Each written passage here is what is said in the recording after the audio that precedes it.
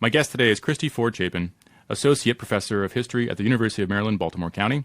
She is the author of Insuring America's Health, the Public Creation of the Corporate Healthcare System, which we'll be discussing today. Christy, welcome to the show. Thank you for having me. So you wrote a paper with a great name, Going Behind with That 15-Cent Policy, Black-Owned Insurance Companies in the State. So please tell us about the name, but also about why, the central idea there is why black-owned insurance companies were at the dawn of the 20th century at a disadvantage.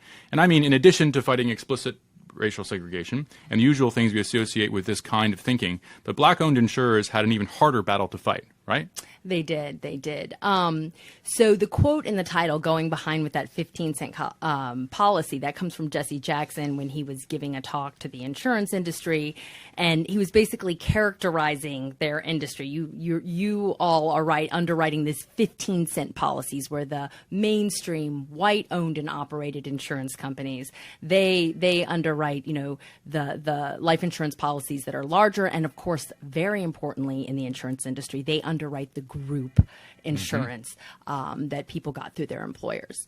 And that's the interesting history that I explore in that article. So I got interested in the black-owned in life insurance business, and I wanted to find out what happened to them. And thankfully, that's why I love being a historian. It's so great. We can have a question and just go research it.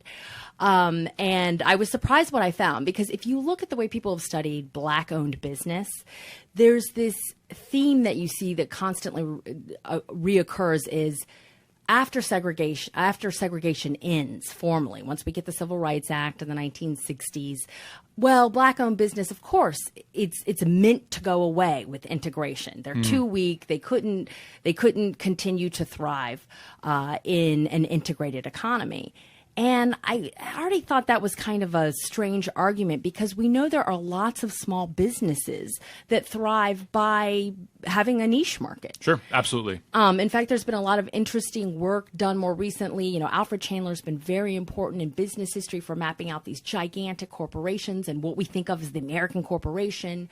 But then you have people like Philip Scranton coming in with looking at small businesses and saying, look at how important they are too, and such large drivers of the economy. And so a lot of work has come out of that. And so looking at these black-owned insurance companies, what I found was not only were they disadvantaged by formal segregation and racism and such, is that there were policies that were passed that benefited. You can see it as a type of corporate welfare for the white-owned and operated insurance companies that they were shut out from. And it was not done on purpose. I'm sure there are plenty of policymakers who would have been happy to do it on purpose. But basically, for your listeners who might not know, the reason that businesses underwrite group insurance is it's because of the tax code. They get a nice write-off whenever they supply benefits for their employees. And certainly earlier in the 20th century, they were very motivated to do so because it helped them thwart union organizing. They wanted to have the workers loyal to them, not to a union that might provide them benefits, whether life insurance or health insurance. What we see is because of the tax code, we see the insurance industry really transform from being about individually underwritten policies to group policies. You really see that transitioning in the 20s and 30s.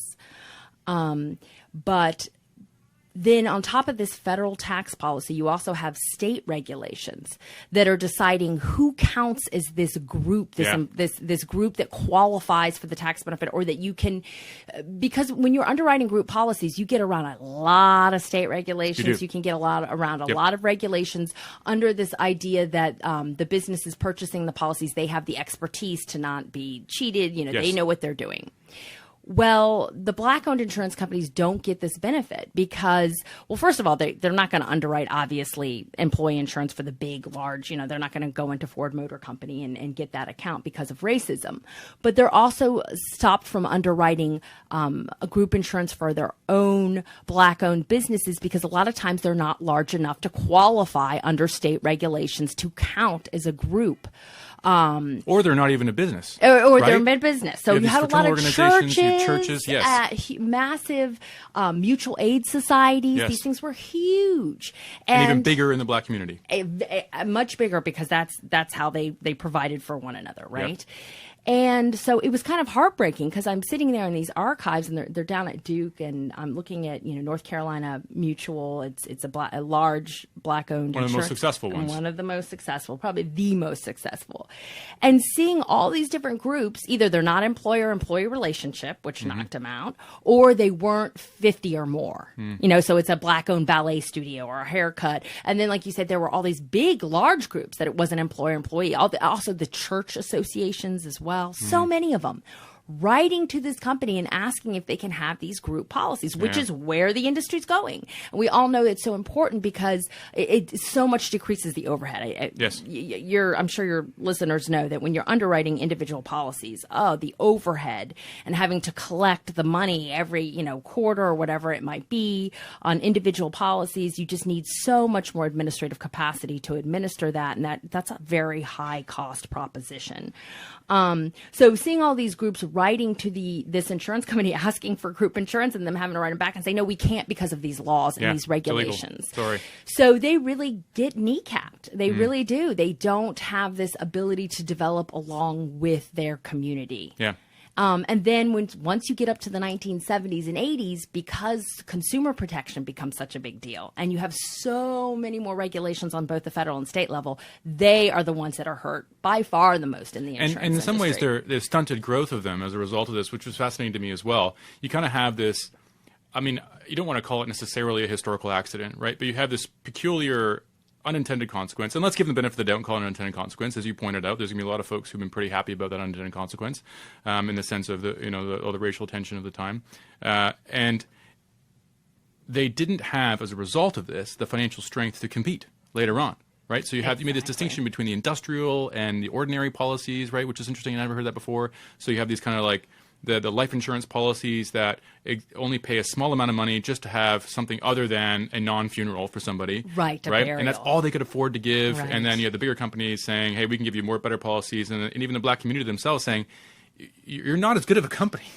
We have this kind of communal resonance with each other. You're a black-owned insurance company. I myself was a member of the black community, but I need to go with the real company. Yes. Sorry. Exactly. So that you have African Americans who want to support black-owned, companies. They're having to more and more turn away from their own companies because the bigger, white-operated, wealthier, now favored, yeah. favored through policy, they can give them a better policy, much cheaper price. Yeah. And it's simply because the black-operated companies were not given that same opportunity. Yeah, there's one.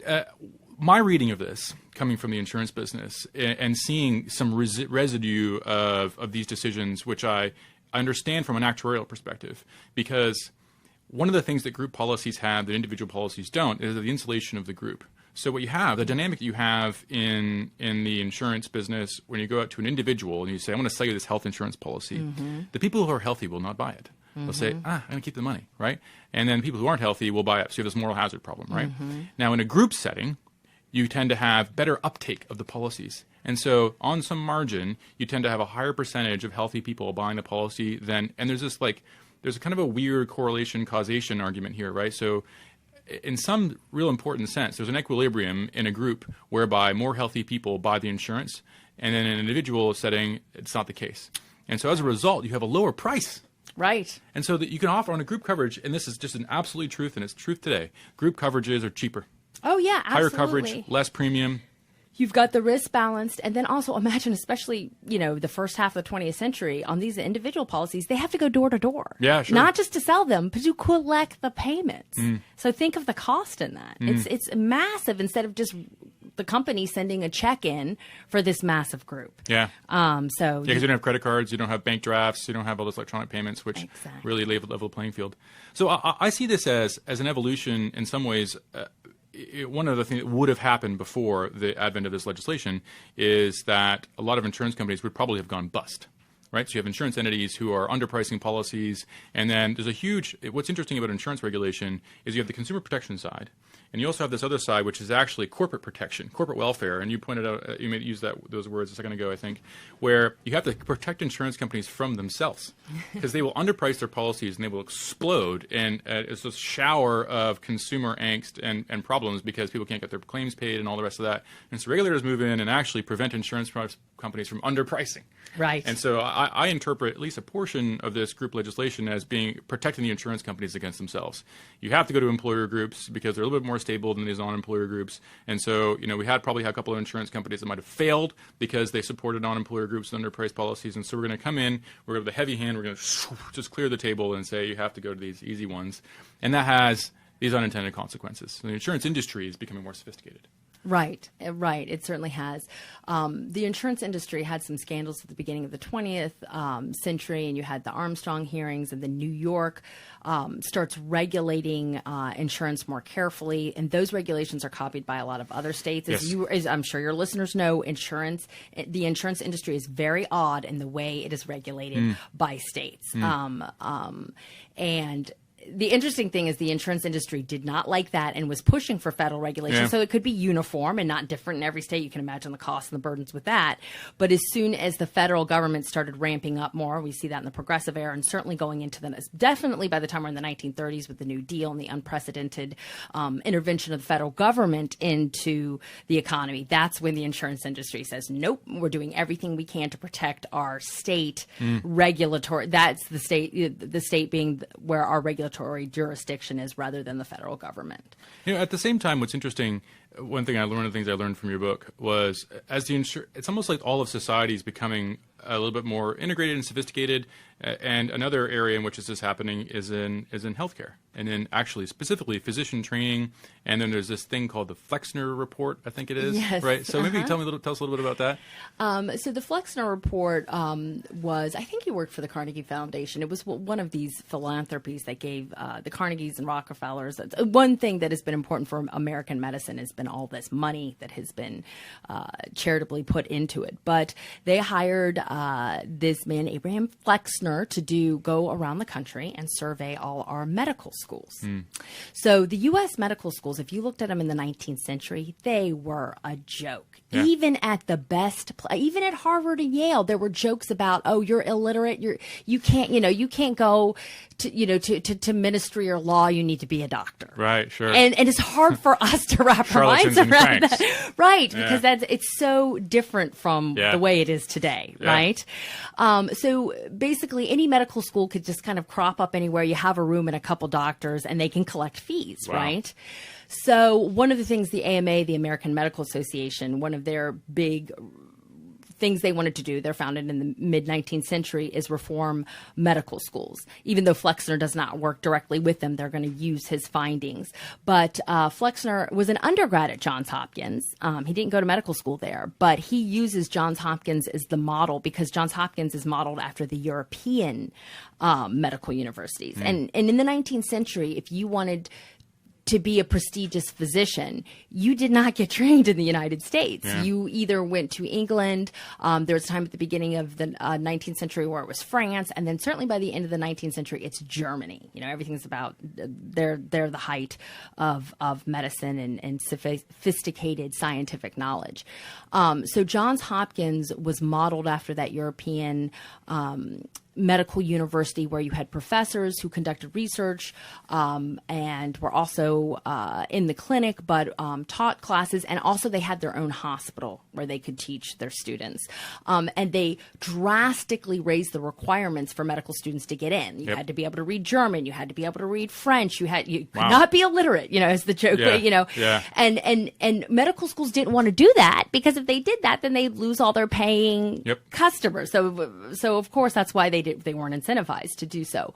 But once the Flexner Report comes out, and it kind of is a report card of what the universities look like, the top tier ones start implementing reforms, and a lot of the lower tier ones just go out of business. But the AMA is able to use this grading of medical universities along with licensing laws that they're having either put on the books around this time in the 19th century, began the 20th century, or strengthened in each state. And so they can say, these are the only universities that qualify you, if you're getting a medical degree, to sit for the licensing exam. So then they can have they can also come in and have a lot of power over what's a legitimate medical school and what isn't. The downside is you're going to have a lot fewer women, African Americans, and also poorer working class people going into medicine because the costs are going to shoot way up to pay for it, right? Yep. But on the upside is our medical universities, the quality comes You're gonna get what you pay way for, up, right? to a degree.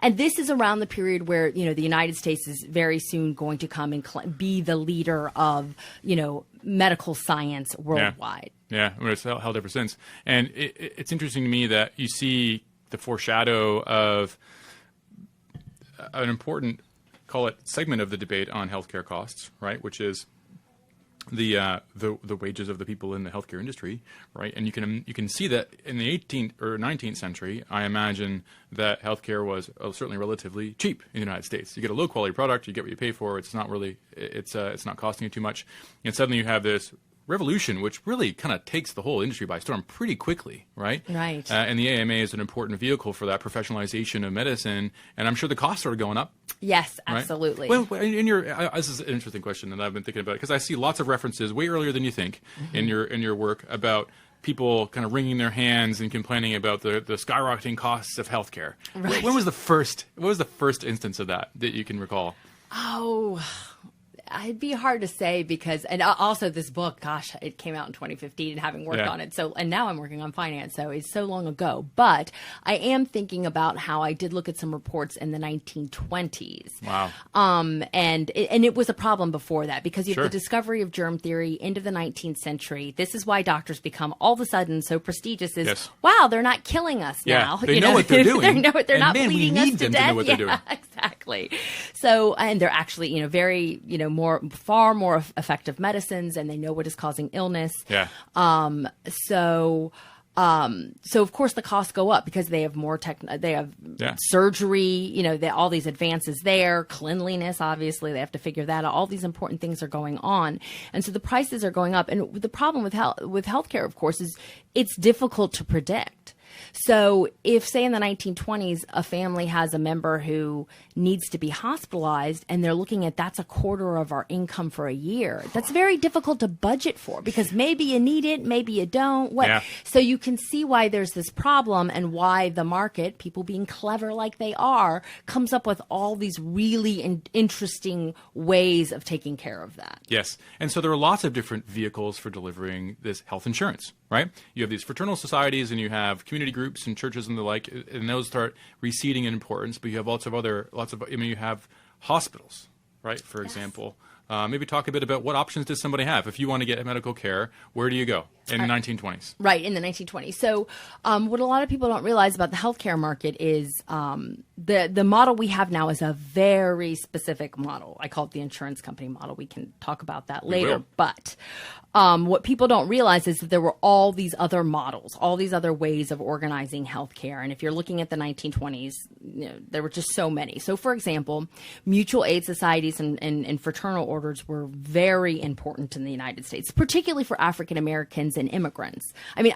you would be shocked at how many just Croatian mutual aid societies there were in the country. Totally believe it. There were thousands and thousands of these. So you can imagine if you're an immigrant, you get together, with your people. You speak the same language, right, maybe from the same town, wherever the heck. Food, right? You tell each other about job opportunities. Yeah. You bring more people over from your old country. Exactly. You protect one another. You would see like the Italian Mutual Aid Society going down to the ports in New York to make sure that their people coming off the boats straight from Italy weren't taken advantage of by all the shysters and hucksters down there saying, hey, give me this money and I'll take you here or whatever it may be.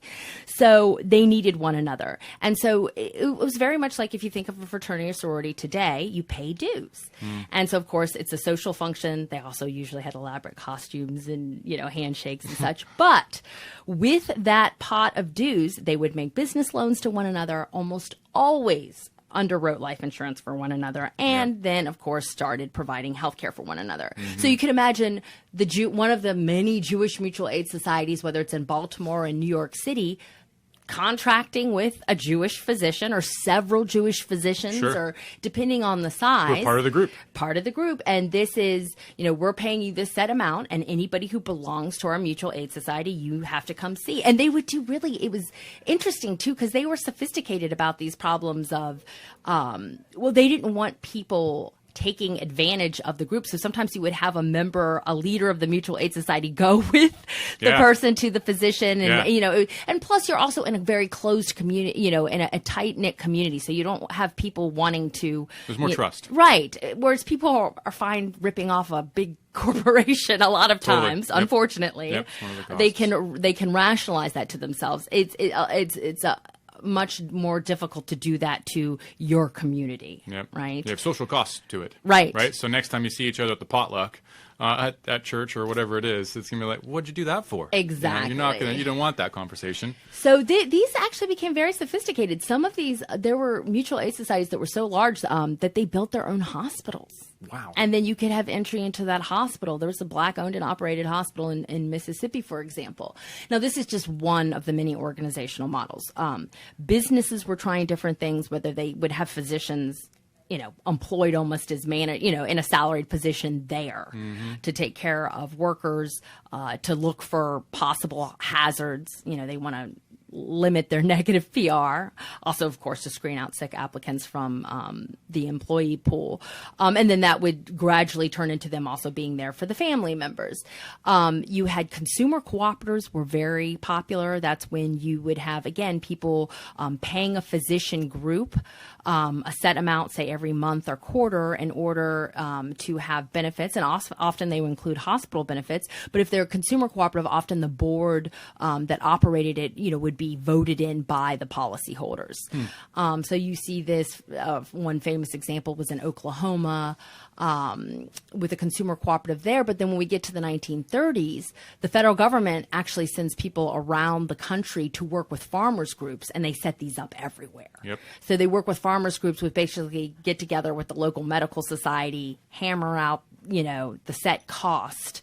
And then the farmers can get their health care as long as they're paying this, or the government would for them pay this monthly fee.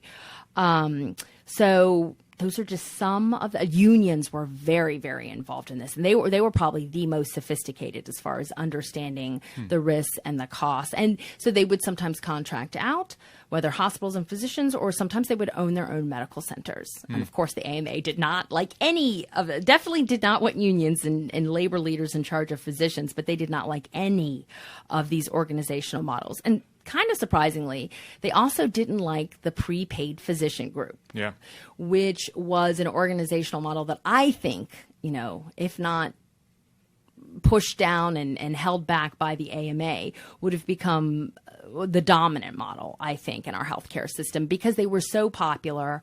And what made these physician groups different from physician groups today is, first of all, they were multi-specialty, not single specialty.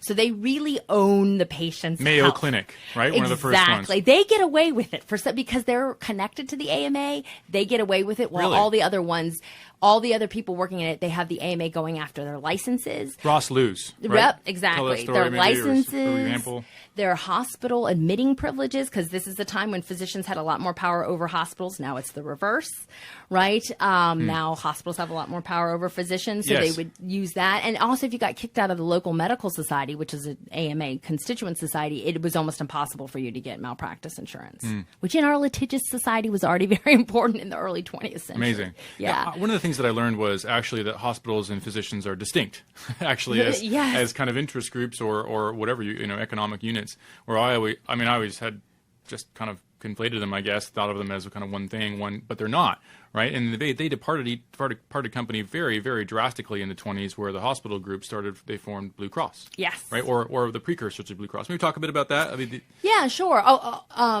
So just to finish up real quickly with the physician groups, is they were multi-specialty, and you paid your monthly fee, family, individual, whatever it might be.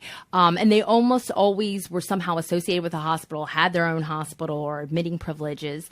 And you got unlimited care and because it was multi-specialty, they couldn't just write you off and send you to a specialist. They owned your how healthy you were. Yep. And because these physicians acted as the insurers themselves, they underwrote the patients. They financed all this. They were perfectly incentivized so that they, unlike today, there was no reason to have overutilization. That doesn't help them at all, because most all of them are receiving a salary plus plus a portion of the profits every quarter. Yep. But on the other hand, if they ration care, they're going to lose subscribers and also possibly make people sicker, and then that's going to cost them more money down the road anyway. Yeah, so you have to balance those things, which is the whole problem, right? And every healthcare system around the world, the problem is either overutilization or rationing. Yeah. And so, of course, I submit that the physicians are the ones with the requisite expertise to walk that very fine line. Yep.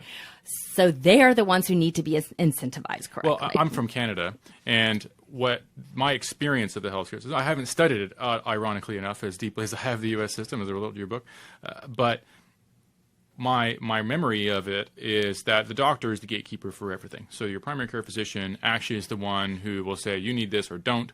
And then I think that there's some macro level rationing of some services, so many MRIs a year and this kind of thing. But for the most part, the doctor is actually the gatekeeper.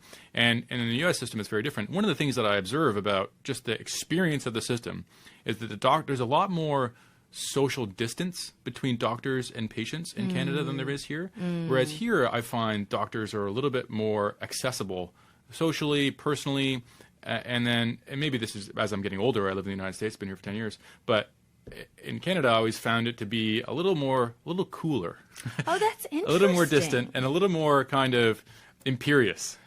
And I have friends who are physicians in Canada, so I got to be careful there, of course. But that's how I remember it, right? And I remember them, being a little bit more kind of in control. I'm the expert. You just sit there, and I'm going to tell you what to do, and you can't criticize it. Well, I mean, just off the cuff, I wonder, first of all, cultural differences. We all know how Americans are, as I'm rolling my eyes and laughing at us. But also, I wonder if it is because they're almost in a political position, you know? Yeah. And so they're invested with political power in a way that our physicians aren't. Yes. And that was always my kind of pop psychology sort of explanation for it. But, I think that what's maybe ironic is the AMA being obsessed, American Medical Association being obsessed with doctor status and control, introduced a very different system whereby it kind of resulted in this consequence, which is kind of strange. Right. So it does puzzle me, even though I've read the explanation, I want to hear you talk about it, why the AMA opposed its own. You'd think, like, we want to be empowered, and so doctor-owned physician groups are owned by doctors. We are the Association of Physicians, but we don't want these doctor-owned groups. Explain that. Yeah, I know. It sounds crazy. And also even, too, that the AMA was very much against health insurance at all. Yes. Any kind of prepaid benefits, which was a synonym for health insurance back then, anything. So the reason is, and this is, again, hard for us to imagine because of the time period we live in, where even though can be a lot of hostility to large corporations, we're still used to them. Right? We're still very much accustomed to them. Yep. At the end of the 19th century, beginning of the 20th century, this is a new phenomenon to to worldwide civilization, right? To humanity. So humanity had been going for thousands and thousands of years and never had seen these large hierarchical bureaucratic structures not under the government. Yeah, you or the military. saw them over the government and military. But these were private corporations with private power and lots of money. So this is, kind of, as American history is told, you have the reaction as the progressives, right, who want the federal government more involved in the economy. But what you also see and what people don't realize is that there was this nervousness among professionals about the corporation and about being swept up into the corporation and losing your autonomy, being de-skilled. Think of all the factory workers. And for professionals, think of maybe the engineer, for example. They get sucked into the corporation. And so then they're part of this hierarchy, and they have possibly lay people who don't understand what they are doing and don't have the same expertise who are over them. And so physicians are very afraid of anything that's going to turn into a corporation. And they're looking at these physician groups and they're seeing some hierarchy there because you're going to have the more senior physicians, in charge of more junior physicians. They're seeing capital pooling. Anytime they see capital pooling, they are not happy. They want there just to be an individual payment. I'm laughing because it's hard to believe that they want to stick to this pre-modern model of the individual person paying the physician what they can and nothing in between. No health insurer or mutual aid society or consumer cooperative, and they don't even want the physicians to be involved with that because they see, for example, with the Ross Luce prepaid group in California, it's a very large one. I mean, they employed like 50 physicians. I mean, they had 40,000 patients, if I'm remembering the numbers right. I hope I am. But not all of them were going to be this big. It's going to depend on the area you're in. And also, it becomes more and more difficult to set these up and grow them when the AMA is going after any physicians associated with them and trying to get their licenses pulled. Yeah. And during this period, the AMA really controlled state licensing boards. The AMA does not have this kind of power today, but then they did. And they would even print things in the Journal of the American Medical Association, this prestigious medical scientific journal, worldwide, warnings to physicians that if you are part of any of these, third party contracting or anything, prepaid physician groups, we are going to come after you. Any business. Yes. You're part of any business. So they're very afraid of the corporation, number one.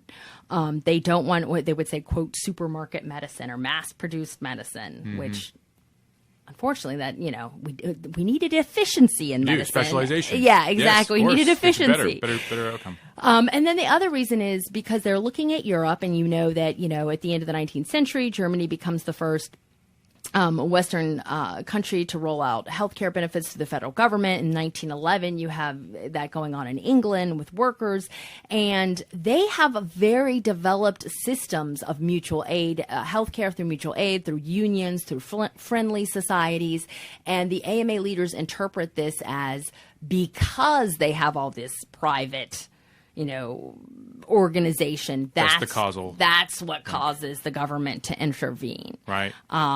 I don't think they were right on that at all, but that's what they believe. Right. And so they crushed to the extent that they could. I mean, Ross Lewis, I looked into that once reading it in your book, and it survived in some way, although the actual owners, Ross and Lewis, were kicked out of the AMA? Were they delicensed? Yes, even though one of them was president of the San Diego Medical Society, so they were fine in all good standing until they went on the wrong side of the AMA with economic policy and the way that medicine was going to be organized. Right. But what's interesting to me is that about this episode, to preview some of the future, which we're going to come to in a few minutes, but this model did survive. Right? I mean, you mentioned the Mayo Clinic, which is a weird kind of exception, but it survived in Ross Lewis survived as well. And then you had eventually their reemergence as HMOs later on in the future. But the AMA's power wasn't absolute in this case, right? It couldn't actually completely control everything. So maybe talk to me a bit about kind of what was the extent of their power here? Well, first one thing I do want to say is these prepaid groups were not like HMOs. Right. Even though the people who put through HMO regulation in the 1970s were looking back at these prepaid groups and trying to recapture it. But by then, you don't have the incentive set up correctly. The doctors are not directly tied to the bottom line. They're not financing the practice. Right. You still have the insurer coming. All the HMO really does is allow the insurer to come in and put more regulations and strictures on the physicians because they're desperately trying to control costs and can't. So, I mean, I have sympathy for both sides of this equation, right?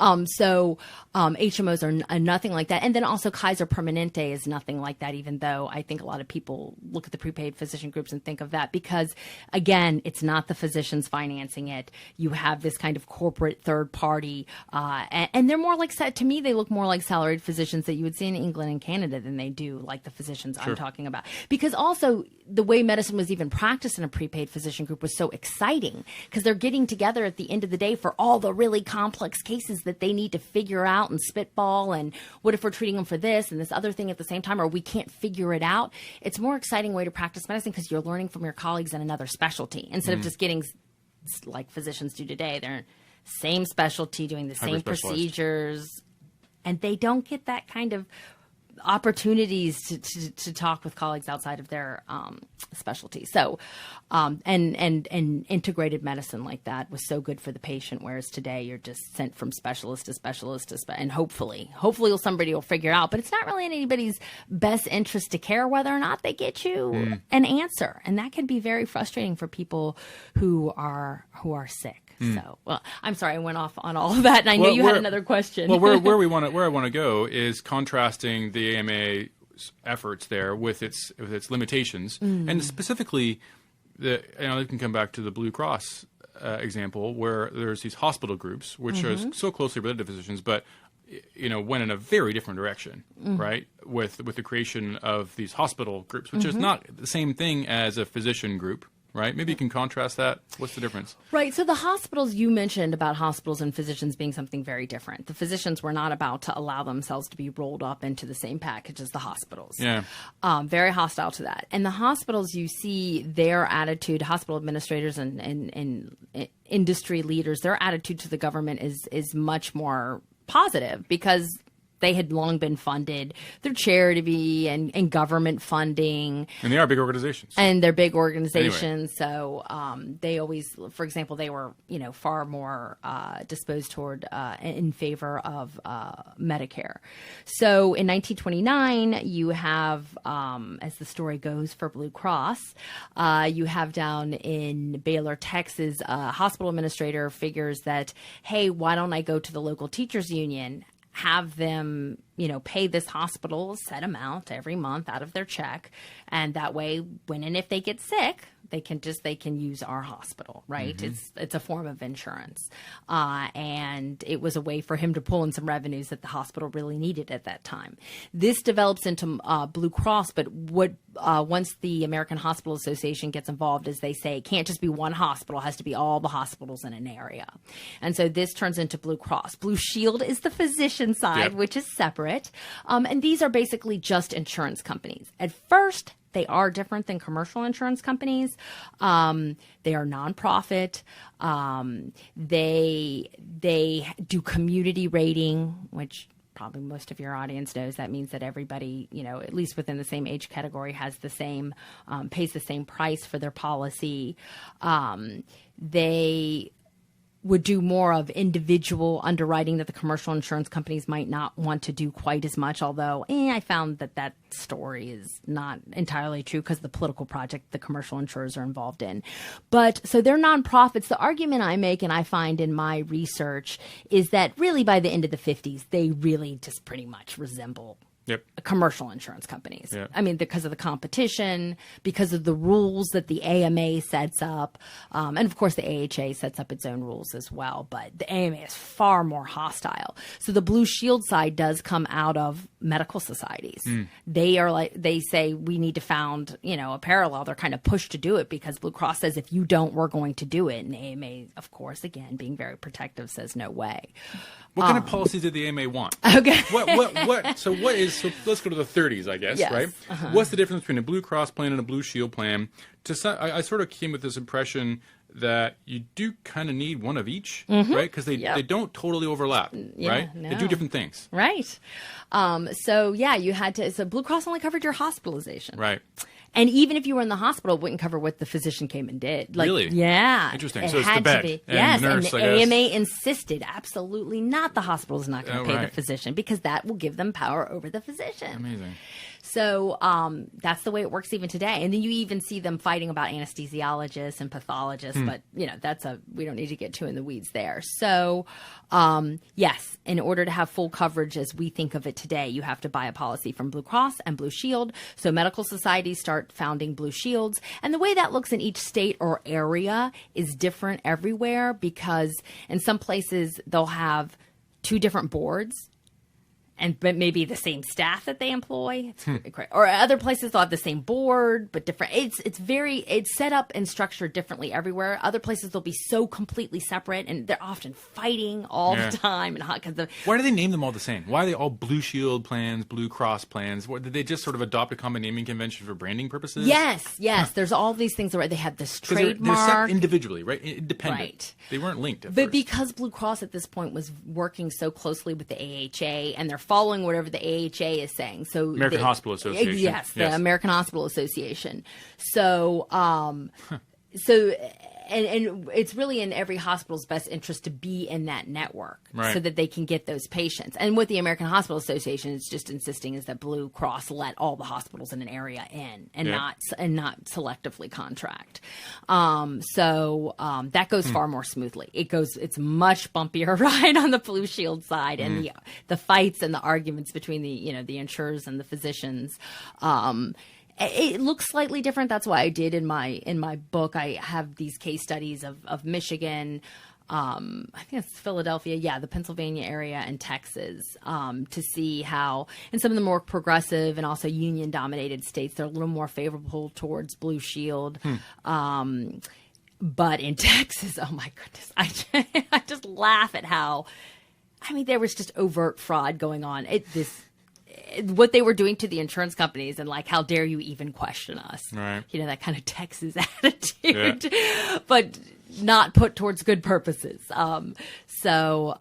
Yes, there was a lot of bickering. But Blue Cross and Blue Shield, though, I would say, you want to look at them as basically insurance companies. They just get in sooner because they're nonprofit, and they do curry a lot more favor with unions for a long time for that reason too. And so they're able to get some of these big contracts through these large companies because the unions would rather have they're behind the ideology. And the founders of Blue Cross, not Blue Shield as much at all, they really had a whole ideology, and they looked at it differently, and they didn't want to be commercial. But by the time you get to the late 50s, a lot of that first generation is kind of retiring, and now they're bringing in people from the commercial industry anyway to be there. And it's all the whole culture is changing. But it's one of the things that I was intrigued by was the Blue Cross plans were much more in similar in spirit to this prepaid medical idea. So I guess you would pay some kind of subscription fee and you can go to the hospital. Right? Exactly. But the physician, the Blue Cross type plans had a very different model. Like, it wasn't they were indemnity policies, right? So you pay in some money, you get a fixed number of dollars back, but the doctor might charge you more than that, or maybe less, I guess. But the AMA insists on that. We are not going to let you set our fees. Now, of course, today everybody's on a fee schedule that takes many battles and a long uphill battle for insurance companies to get there. Yeah. But at first, it is nobody's going to tell physicians what they charge. So instead, insurance company, you have to send an indemnity fee to your customer, who will then pay maybe all, but probably not, their physician bill. And what happens too is once the physician knows that the patient has insurance, well, studies from the period show that what they charge goes up. Yeah. And there's this inbuilt reason that this happens. It's because physicians, before the rise of insurance, they always charged customers on a sliding fee scale, which was kind of a nice way to do things because they charge the rich, the wealthy are underwriting, and they're giving away a lot of charitable care. Let's be honest. I was surprised at how much charitable care they were giving away, even like say in the 50s to, the elderly, and how writing off a third of their medical bills and stuff. And, I think a lot of people have the image of the doctor getting an old pair of boots or some eggs or firewood. Yes, absolutely. In exchange for medical care. That is what happened. But the AMA was not about to let an insurance company set their fees, not until there were many battles. That's going to start happening in the late 50s and 60s. Those fee schedules are going to get hammered out. But until then, with Blue Shield and commercial companies, they are insisting that it's indemnity, so it goes to the patient, who then has to wrangle out what the exact cost is with the physician. It feels to me like, and this is previewing some more of the conversation in a minute, but there's this very clear direction of evolution of these, which is towards some version of it seems to me that everybody wants to have unlimited access for free, right? Yes. That's where we want to go. And one of the interesting takes you have on it is kind of trying to think about, and this is really complicated, but to what degree is this driven by market evolution, and what degree is it driven by political evolution? Because what was amazing to me as well was that both sides of the aisle, right, and the federal government anyway, were saying, we're going this way. And the AMA is fighting them, and do you have any idea where that comes from? Why is the direction so clear? Well, okay, so let me go back a little bit to explain to your audience what happens. We've explained that the AMA was against health insurance and all these different ways of organizing healthcare. We see Blue Cross and Blue Shield coming up on the scene. Blue Cross well before Blue Shield. Blue Shield's not really going to come up on the scene till the 40s, whereas Blue Cross is in the 30s, spreading everywhere. The AMA is reluctantly having to say okay to Blue Cross, but even then they're like, only if you're under a certain income and you're poor. Right. And if otherwise we're against it. So the AMA is busily beating up everything they can in the market, doing everything they can to keep it on this 19th century model, that pre-modern model we talked about. no insurance. And then the federal pressure starts in because it's the Great Depression, the New Deal. There's all this economic policy coming down. And we get the 1935 Social Security Act. And the people who worked on that act, the Committee on Economic Security, they wanted to put health care benefits in it, and it is the cornerstone of our welfare state. And President Roosevelt, I always say, very savvy politician, he knew that if they did that he was worried it would sink the entire bill because the AMA was so powerful and constituent societies at the state level, county, city, very easy for them to lobby to have the bill defeated. So it gets put aside, but that's the beginning of the federal government from there on, always pressuring the industry. It looks like something's going to happen. At the end of the 30s, you have the Wagner Act in the Senate that's proposed. You have this big national healthcare conference in 1938. So the political pressures are really starting to come down on the AMA. Yeah. So they might have won by destroying the market, but in a way that because there's a vacuum and people can't get healthcare, what they want, well, of course, they're going to go to the political process. Of course, people are looking at the government for this. So the AMA realizes they can't continue on the path they had been on, and so they make a big compromise. And their compromise is that they're going to say that health insurance is okay finally. Wow. Again, they had earlier in the 30s for poor people and charity, but it's not until 1938 that they say, okay, everybody could have health insurance. But they design a very particular model, and that's the insurance company model that I referred to earlier, just basically that it can only be insurance through an insurance company. And Blue Cross Blue Shield would be included in that. No prepaid physician groups, no consumer cooperatives, mutual aid societies, unions, absolutely not, et cetera, et cetera. So, and the insurance companies didn't want this. They did not want this. They're like, please don't. Thanks, but no absolutely not, because the insurance company model doesn't just mean that it's insurers. It also means there's very specific rules the insurers have to follow. They are not allowed to question the physician. The physicians have full autonomy over what happens. Fee-for-service payment, which we have mentioned, the fact that just encourages overutilization, right? They could not pay them. There was no capitation. So everybody saw it coming. Everybody saw it. So the insurers get dragged kicking and screaming into this because they're looking at it saying, I mean, you don't have to be a genius, a mathematical genius, to say you're asking us to fund all these services, and we can't even forecast what the supply is going to look like because we know it's going to go up. And that's why you see both Republicans and Democrats trying to reform healthcare, because everybody is like, this is not a good idea. It's going to drive costs up so much. Now, of course, the Democrats, Truman and his allies want universal healthcare, whereas Eisenhower and other maybe more moderate, actually there were even moderate Republicans had plans for universal healthcare that would have been done more through the states. That actually looked a lot like the ACA and state exchanges and such. But everybody's trying to get rid of this model or do something to reform it. Eisenhower wants reinsurance so that they can expand it to more people and make it more generous because, again, everybody sees the inbuilt cost problems. It's just that, and that's why insurers and the AMA run so quickly to build up the insurance company model and coverage of people and generosity of benefits so that they can continually make this argument that we do not need reform. And, of course, the big crack in that is in 1965 with Medicare. So I think that it might be worth coming at that, which is a big move, by talking a little bit about how the political climate of the time really was, how it felt, right? So you have this moment where people are looking for a change. Do you get a feel for whether there was any state innovation? Because that's something that I would have thought would have occurred anytime you have pretty polarized environment. You would imagine that there's regional differences. Do you know anything about the regional differences for people? Because it seems to me that the federal government reaction was one of just a complete absence of any other option, but there must have been something. Well, and I don't know if this is the answer you're looking for, and also for your listeners, just to underscore why the insurers get involved is for political reasons, and that they're worried that any kind of nationalization of healthcare will lead to nationalization of all other many other sectors. Like the German system, So As far as regional variations go and innovation at the policy level, one thing I saw reading very carefully into what was going on with Truman that hadn't been brought out in some of the research and publications on healthcare before was it was really interesting to me to see how these, whether it's healthcare reformers and activists or people in the Social Security Administration, their labor allies who were very sophisticated about healthcare, how they were trying to go back to the prepaid group model. They were going to include Blue Cross and Blue Shield because of the nonprofit stuff. But how this is a time when progressives, and it's carrying over into the 30s and 40s. It doesn't just go away. You know, I know we think of the progressive era into the 19th century, began the 20th century. And one of the watchwords of that period that you learn is efficiency.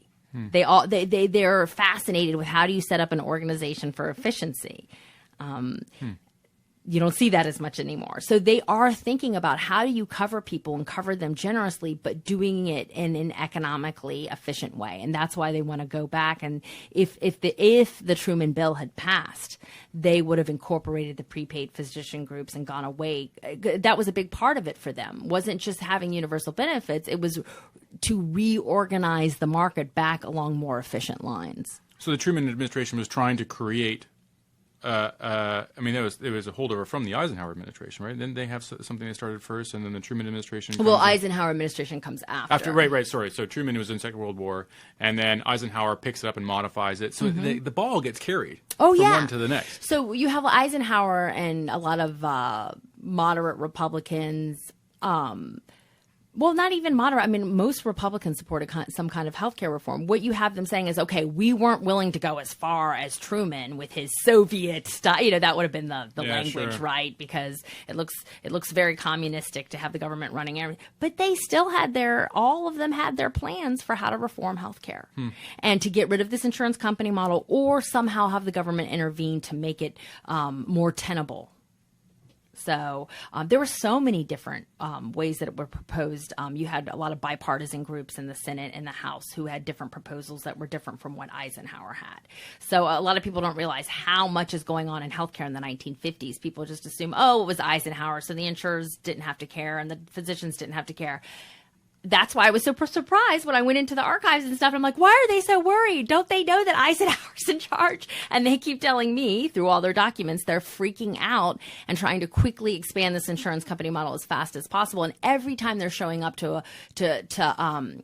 testify in a congressional hearing, it's like, here's our progress report. We have covered this many more people in the last 6 months. Look at how we've expanded our policies. Look at how much more generous. They're trying to create the outcome. Exactly. With the insurance company saying, we already got there. We got it. We don't need you. You can do it this way. And you even have the Republicans going to them and saying, if you grow it quickly enough, we can maybe hold this back. But if you don't, we can't. It's very explicitly said that this is a political project. It's not hinted at. It's everywhere. But so this is where I was fascinated by this. And this, again, is an observation that I've been thinking about quite a lot since reading your book, is this interplay between the political and the market forces. Because it's almost, in a weird way, typically, you think, oh, the market forces are this bottom-up, the consumers are getting what they want because they're making all these choices, and then the political process is hijacked by special interests and like that, right? But am I right in thinking these are kind of reversed here, where actually the AMA suppresses the market forces? Yes, yeah. And then I mean, if you can say that the public will, which normally would be expressed through prices and quantity and selection and all the rest of that, actually bubbles up through the political process. Yes, I know. Isn't that so interesting? It is so different. And it's funny because a lot of people have assumed that the AMA, I've seen other scholars err in thinking they assume that they're pro-market because they're anti-government. Right. And not at all. And that's just not the way ideology worked back then. It wasn't one or the other. Different tent. Yeah, they weren't running around like, yay, Adam Smith. Not at all. Or fine Adam Smith, but not for our field because, our field is special and different because of the expertise and also the relationship with the customer/patient is so much different than in other ways. But I kind of say that in a sarcastic way because everybody says my field is different. Like, oh, I'm a professor. My field is different. I'm in education. No, and then everybody says this, and you can go on and on about it. But so I think that's a really good point. So what? You have, at the same time, a failure, right? And one of the things of actually passing this reform many times, right? So administration tries to pass it, they don't get through. And one of the things that I was kind of wondering about, I'll get your reaction to this, is that potentially alternate reading of the history, which is if you zoom way out, you're looking at the U.S. healthcare system, you're saying, okay, we got two facts that are pretty important here. One of them is you have this very high cost as a relation to GDP for healthcare, right? Was it 20% or 8? Some Yeah, we're very close to 1/5 of almost the twice as economy. much as a percentage of GDP as the next one down, with the GDP even being that much bigger already. So the total amount is, it's just like colossally more expensive than anywhere else. And then fact two is you have this insurance company system, right? And so that, the causation, there's a question of which way it goes, and so typically folks will say, and in your book is an argument for this, is that the insurance company system is actually what drives the cost. But what I found was another thing about the United States which is different is that you have somebody was on the side of the AMA here, right? So there was a constituency that was going along with it, that liked it as well, and there's a political constituency. And one of the things that I recognize myself about this country is that there's a lot of anti-big government sentiment, not necessarily on the coast where you and I live, but there is as well, but elsewhere too. It's not a cohesive unit, right? There's all sorts of differences of opinion and quite a lot of anti-government sentiment, and particularly in the more kind of rural areas or the central United States. And so I see that as the political coalition that the AMA was mobilizing in support of it. And what I'm wondering about is that were they the ones who were actually really didn't want the federal government's oversight? And the AMA is kind of part of this. They weren't on their own, right? So they were part of an ideological side system, Right. not necessarily a party, but that was actually aligned. And so the AMA is as a symptom and not a cause.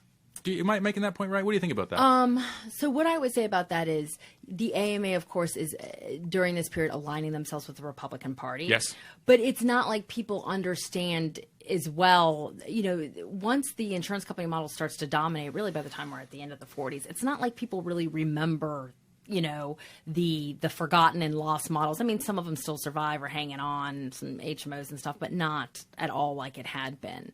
So the AMA spins this out and creates this narrative that this is the free market option. And if you're anti-Soviet, you're anti-communist. Right. So clearly, if that's your ideology, you're on our side. Whereas the people who were quote unquote on their sides, who weren't physicians, didn't realize what had really happened is the AMA just made up this model, pulled it out of thin air, which tells you there's a problem because the market hadn't already offered it up. It's not going to be efficient. Right. And it's just that's the narrative. And that's the narrative that people are going to buy into unless the union leaders, like I said, they were so sophisticated, they knew better, but very few people understand this. And so they accept the narrative because fighting the Truman Bill, that's all against communism and Soviet-style healthcare. Yeah, so that's interesting. And so it's a pretty sophisticated, actually, set of reasoning there. Let me see if I understand it. So you have, on the one hand, you have the big government option, which is the centralized healthcare, socialized medicine, which is you have this opposing force, which is something else. Right. Right? And then the something else is a slot to fill there, right? And you have political forces which don't want the big government because they're anti-communist and all the rest of that. And then they want something else, and the AMA is the one that populates that slot. Exactly. And so their control isn't necessarily, they're not the only ones who are anti-big government. A lot of people are. Exactly. But the AMA is the one that controls the agenda that says anti-big government means this, and so we got that. Exactly. And they didn't call it the free market. What the popular term was back then was the voluntary market or the voluntary way. Yeah. And so that meant, keep government out of this picture. And that famous poster that all the physicians hung up, during the Truman battles was that that famous painting of the doctor, in the home, tending to a child as a patient, and keep government out of this picture. Really right, nice. Exactly. The voluntary Tugs at your way. heartstrings. Yeah. Yeah, nobody's controlling this. Come in between you and your patient. Exactly. There's no poster saying, hey, we made up this model that is very inefficient. And that's what wants you to go along with. Yeah, exactly. So let's turn to Medicare. So what's interesting to me, actually, another thing that I learned from the book, amongst many, many things, is Medicare wasn't really a slam dunk. I mean, so let me kind of try this one. The Medicare, what became Medicare, was actually originally proposed by a young senator from Massachusetts called JFK when he was a senator. So it was originally a Kennedy bill, the first version of it early on, and then So this story goes is that if you don't have a JFK assassination and this maybe the upwelling of goodwill in the country towards things that are associated with JFK, do you think Medicare still passes? Is it? Yes, I think it does, and this is why. So after the Truman defeat, that's by 50-51, they knew the Truman Bill isn't going to happen. And Social Security Administration is where a lot of these policies are being proposed and advocated for. They immediately say, okay, let's get old age. Let's focus on them. The heaviest users of care, the most disadvantaged group. And then we can roll out universal care. The idea was they wanted to roll it out. Start with the elderly, and then you would bit by bit pull the whole country into it. Knock the dominoes over. So, and if you look at the 1960 election, even Nixon versus Kennedy, both of them had a health care plan. No kidding. Again, so this goes back to this idea that I keep trying to say is everybody understood that all the presidents, that everybody understood this insurance company model as it was developed. I think once we have passed Medicare, everything else gets forgotten. Yeah. But in the 50s, you certainly see this clear idea of, this thing that the AMA made up and the insurers and the AMA are doing is not very, isn't going to work on its own, or we need to completely change it, one or the other. So yes, certainly with JFK's assassination, there's this political goodwill that allows a Johnson administration to get a lot of things through. But I think that what a lot of people don't realize is if you look at people talking about the voting of Medicare, and there's a good number of Republicans who vote for it, but people present it as this Democrat plan, and what they don't realize is even the Republicans who didn't vote for Medicare, which was the Kennedy-Johnson administration's particular package and set of policies, they all backed a different kind of Medicare plan. And for the Republicans, it would have been trying to create a program that they thought would be even more difficult to roll out and create universal care, which we now know that wasn't a threat because it doesn't happen. But they were trying to do things like not run it through Social Security. They were trying to, modify it a bit, or maybe only offer it to certain people under a certain income.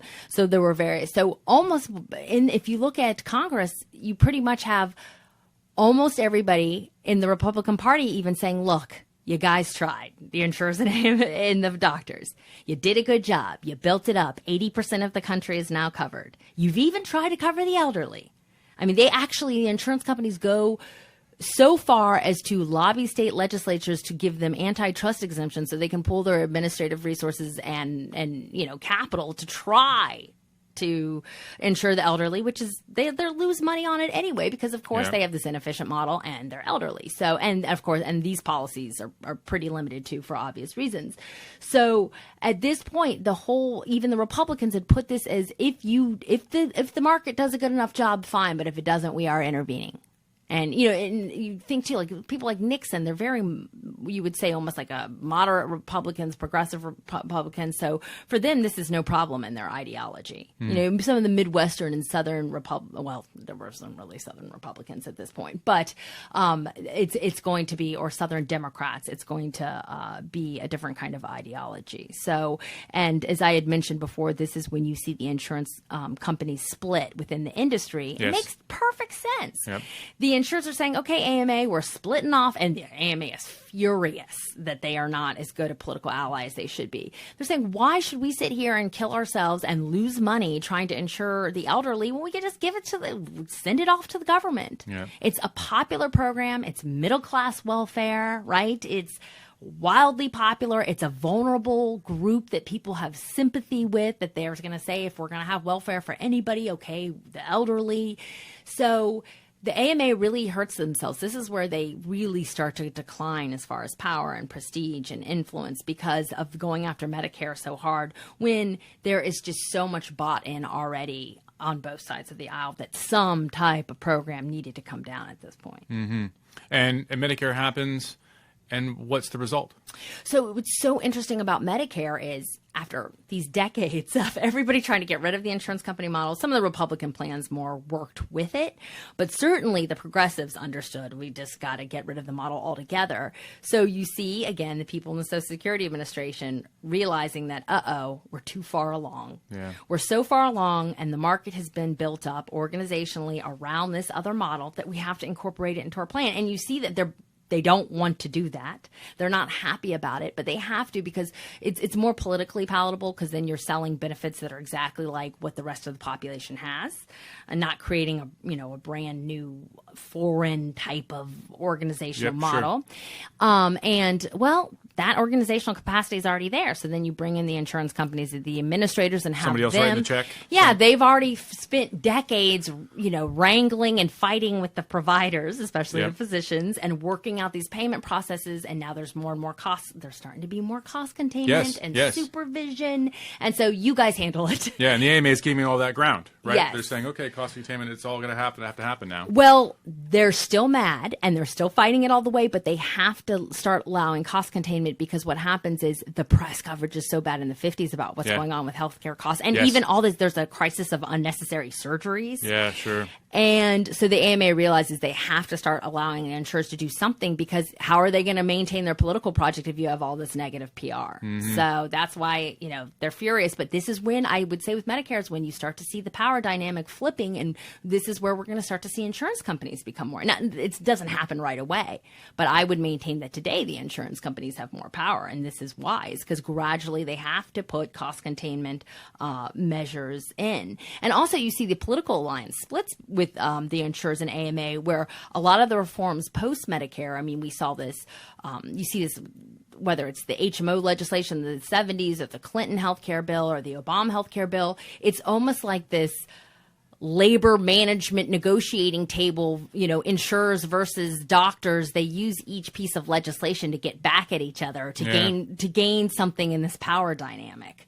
A lot of times they'll say, fine, we'll go along with your bill as long as, the doctors will say you keep the insurance companies off our back. And then the insurance companies say, yes, we'll go along with this bill if you give us more power to control the providers so they stop spending all this money. And so, yes, very So you wind up with a supply explosion after Medicare, right? Yes. So lots more care is being provided. Yes. In the aggregate, right? I mean, do you know what the stats are roughly? Maybe like the total amount of healthcare supplied goes up, I guess, right? I mean, the elderly is not as big of a population then as it is now because of the way demographics and a couple of world wars and all that. But I guess there must have been just way more cost in the system. Yeah, certainly. Now people could get care that they couldn't before. So many more services. I would also, and I can't offhand tell you what the statistics are, but I would say to be a little bit careful with some of them because what is also happening is services that weren't counted before are being counted because I want to reiterate that in the 50s, I would say easily that the average doctor is writing off 25% of their bills. Really? Yes.